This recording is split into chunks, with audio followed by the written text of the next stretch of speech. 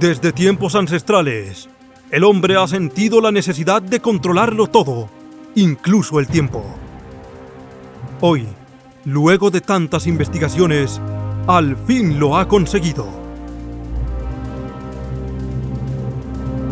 Entre líneas y sonidos. Un viaje por el tiempo a través de la música de los grandes genios universales. Queda con ustedes, José Ramón García, desde la cabina del Carrusel del Arte Sonoro. Entre líneas y sonidos. La cuenta regresiva ha comenzado.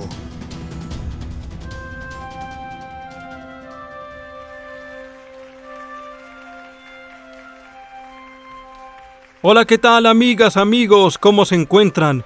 Mi nombre es José Ramón García y es una verdadera ilusión darles la bienvenida a nuestro primer episodio del podcast Entre líneas y sonidos. No podíamos comenzar de una mejor manera que hablando sobre el movimiento barroco, un tiempo propagandístico, la época en que el arte era tomado como herramienta didáctica.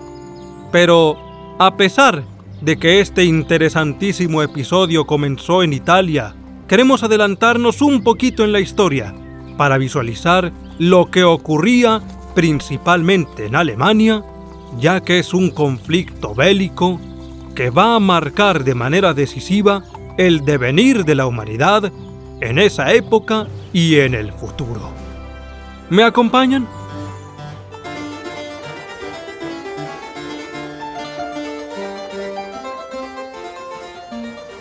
El fenómeno conocido como la Guerra de los 30 años comienza en Europa a partir del año 1618. A pesar de que este se desarrolla principalmente en Alemania, de ninguna manera debemos suponer que los contendientes eran únicamente alemanes, ya que el acontecimiento afectó de manera considerable al rey de España, así como a Francia, Suecia, Provincias Unidas y Dinamarca. Muchas cuestiones rezagadas a lo largo de años anteriores fueron las causantes de este conflicto bélico, caracterizado por dos hechos históricos. Por un lado, la crueldad inaudita, así como la devastadora reorganización del mapa geográfico y político europeo.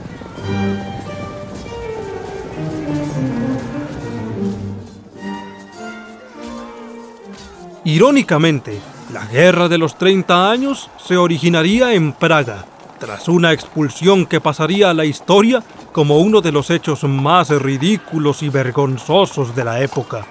Las leyendas, aunadas a la historia, nos dicen que un grupo de reformadores checos, cansados de la tiranía ejercida por la dinastía católica de los Habsburgo, no esperaron entablar ningún acuerdo con el enemigo, que en tal caso estaba perfectamente representado por dos altos funcionarios, tan sinceros como pacíficos.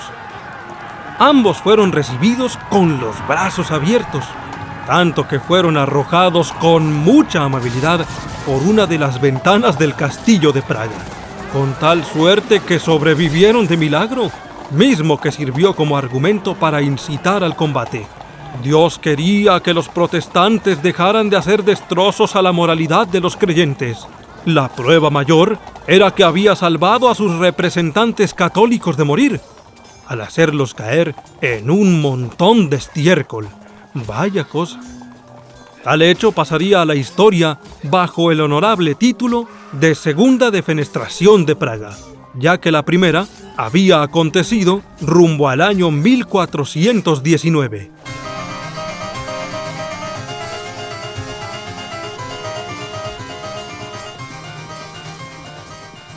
En fin, decíamos, aludiendo a nuestros valientes personajes, que su confianza, amor y respeto para con la religión resultaban dignas de admiración. Tanto Slavat como Martinic profesaban el catolicismo por pura política. El primero se había convertido porque tal situación le abría camino a una brillante carrera burocrática. Martinic no era menos detestable, un sujeto advenedizo surgido de una nueva generación de católicos, radicales y arribistas, cuyo comportamiento estaba inspirado por el cálculo, no por ningún tipo de respeto hacia la ideología romana. Lo cierto fue que con la expulsión de estos dos, todos los ediles comprometidos con los Habsburgo tuvieron que ceder territorio generosamente a la élite protestante.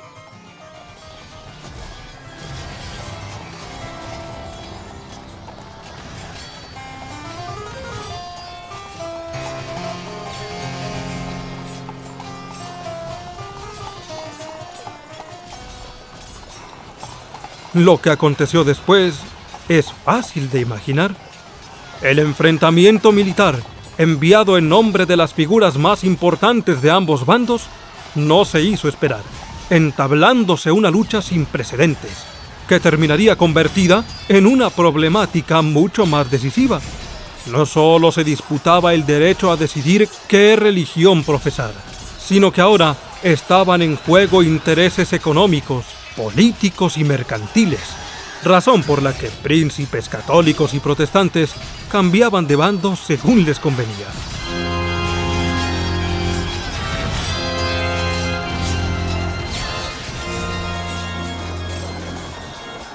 Reza una conocidísima frase: divide y vencerás. Y es que aún no había sonado ni siquiera el primer pistoletazo cuando ya había conflictos entre los burgueses protestantes. Muchos de ellos, viendo lo complejo de la situación, deseaban destituir a los Habsburgo, querían pasarlos por las armas. Otros preferían sentarse a platicar con ellos, con la esperanza de lograr un acuerdo pacífico, porque a pesar de que las voces de los rebeldes parecían fuertes, bien timbradas y firmes, a la hora de actuar hacían honor a un conocidísimo refrán que afirma: del dicho al hecho, existe un gran trecho.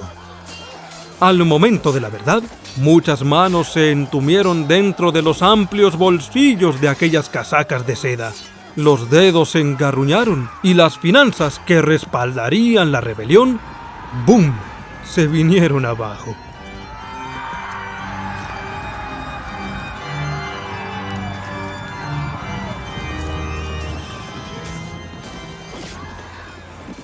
La situación financiera de los Habsburgo tampoco se hallaba en un buen punto. Les faltaba tanto el subsidio económico como las tropas, por lo que obviamente necesitaban ganar tiempo.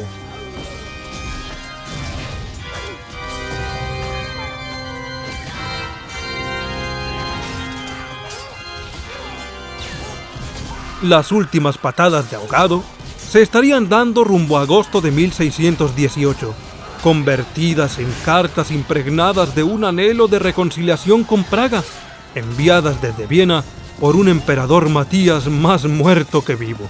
Deseo que se vio terminantemente apagado por los amantes de la guerra, o sea, los belicistas. La rebelión checa debía ser aplastada por la fuerza.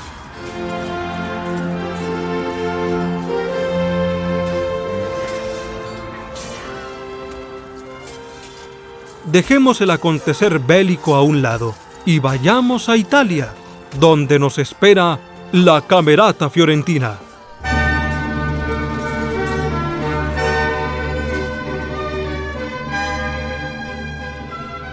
La Camerata Fiorentina no era de ninguna manera una forma de referirse a una mujer hermosa nacida en Florencia, sino un grupo de hombres que se congregaban alrededor de grandes mesas de caoba labrada, enormes y rústicos sillones forrados de terciopelo, en un sitio determinado: los grandes salones del palacio de un tal conde Giovanni Bardi, dignos de la crema innata de la sociedad florenciana. No tenían como objetivo reunirse en torno a grandes mesas para beber hasta cansarse, no, ni se la pasaban jugando tranquilamente a los naipes, una forma divertidísima de pasar el tiempo. Por lo menos la historia no nos habla sobre eso, sino de lo que realmente vale la pena, al menos para ella.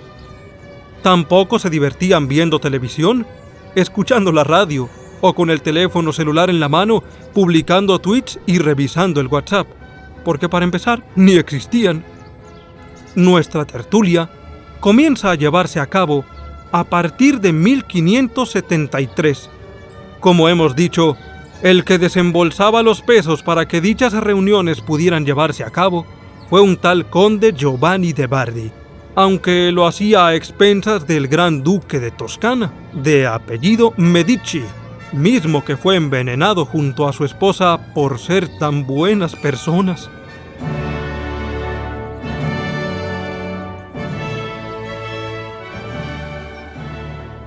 Aún muertos Francesco Maria de Medici y su mujer, la tertulia pudo seguir en pie, ahora con ayuda del bolsillo de un ricachón llamado Jacopo Corsi, un hombre de buen corazón, o si no por lo menos también era músico. Estos fiorentinos resultaban ser un grupo de hombres muy intelectuales, que por su talento y su gran genialidad en la ciencia, el arte y la cultura, se reunían a discutir acerca de grandes temáticas, ya fuese de política, economía, de los problemas sociales del momento, de la guerra, de los jugosos escándalos que había propiciado tal o cual persona. Siempre se hallaban dispuestos a debatir o a degustar con gran emoción las ocurrencias de Jacopo Peri, Vincenzo Galilei o Piero Strozzi, los músicos de la sala. Profesaban un gran interés hacia el desarrollo de la música. Particularmente, estaban muy enfocados en reconstruir el tipo de música que debió acompañar la representación de las tragedias en la antigua Grecia. Reflexionaban, muy sabiamente, eso sí debía ser buena música. Montaban sus castillitos de arena, pensando que en la época de los griegos, el mensaje sí debía entenderse a las claras, no como ahora, cuando la manía de la polifonía hacía ininteligibles las voces de los cantantes.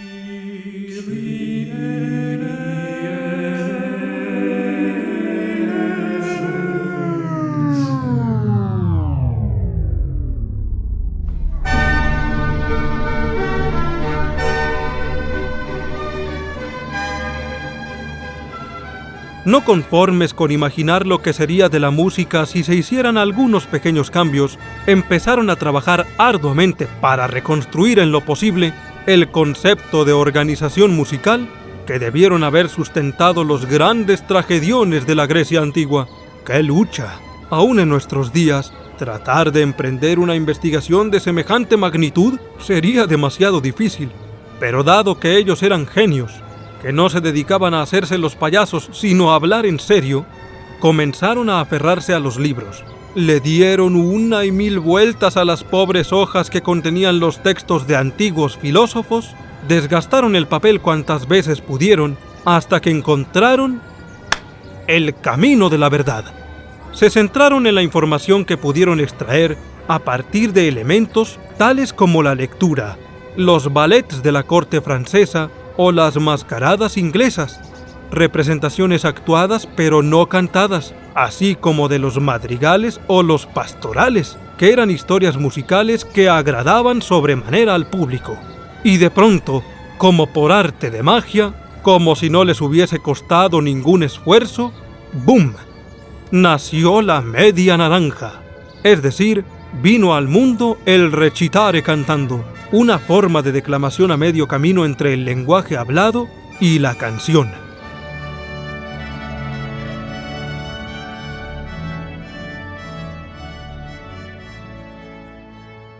Así fue como en 1598 nació Dafne, de la mano de Jacopo Peri. A pesar de que los rumores acerca de la obra son bastante satisfactorios, puesto que esta representación ya poseía un hilo argumental, aparte de que se optó por una orquesta más simplificada y se dio protagonismo a una voz particularmente aguda, que podía estar acompañada por instrumentos como el laúd o el clavicémbalo, de Dafne, la obra de Jacopo Peri, únicamente nos quedó un recuerdo amargo. De la partitura original no quedó ni el polvo. Lo cierto es que Dafne animó tanto a Jacopo que éste, feliz de su éxito, decidió crear otro embrión de ópera, el cual terminó titulando Eurídice. Como ya sabemos, este intento de ópera estuvo basado en la tragedia de Orfeo, hijo de Apolo, que tras morir su esposa por culpa del veneno de una serpiente, se dedica a expulsar su tristeza por medio de la música de su lira.